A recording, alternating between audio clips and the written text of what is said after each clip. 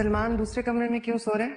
Aunty मेरे exam चल रहे हैं। मुझे अपने काम खुद करना पसंद है। आपको मेरे कामों के लिए परेशान होने की जरूरत नहीं है। तो मैं रात देर तक जागती हूँ पढ़ाई के लिए। आज से मैं उसे किसी और कमरे में सोते हुए नहीं देखूंगा। और जब आपको पता था कि आगे जाके हमें क्या क्या खुद करना होगा, तो सारी जिंदगी निवाले बना बना क्यों खिलाया आपने? तो अब शादी के चंद दिन बाद ही ये हालात हो गए कि शौहर की तलाक मुलाजमों से ली जा रही। सामने को सलमान की शादी करने पर काफी सारी मुश्किलात का सामना करना पड़ रहा है। उसको नहीं समझ आ रहा कि किस तरह से सर्वाइव करे। उसने पहले कहा था कि मेरी पढ़ाई का प्रॉब्लम है और अगर मैं अपने एग्जाम से फोकस नहीं करूंगी तो मैं फिर किस तरह से एग्जाम दूंगी। शादी के बाद जब उसके एग्जाम शुरू हो गए तो म्यूचुअल अंडरस्टैंडिंग से सलमान दूसरे कमरे में सोने लगा क्योंकि सामने प्रिया जाकर पढ़ रही थी।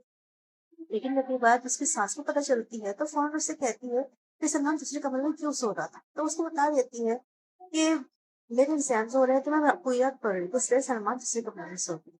तो उसके सास फौरन उससे कहती है कि आइंदा मुझे दूसरे कमरे में सोते हुए ना देखा। ये सब कुछ सामने के लिए काफी ज्यादा प्रॉब्लम का बायस बन रहा है। वो अपने घर फोन करते हुए कहती है कि अगर आपको पता था कि शादी का इस तरह के हालात होंगे तो आप हमें इस तरह से बड़ा ही ना फिरते, फिर मुंह में निवाले डाल डाल के खिलाते ताकि हमें इस चीज की आदत ही ना होती। वो काफी ज्यादा डिस्टर्ब है।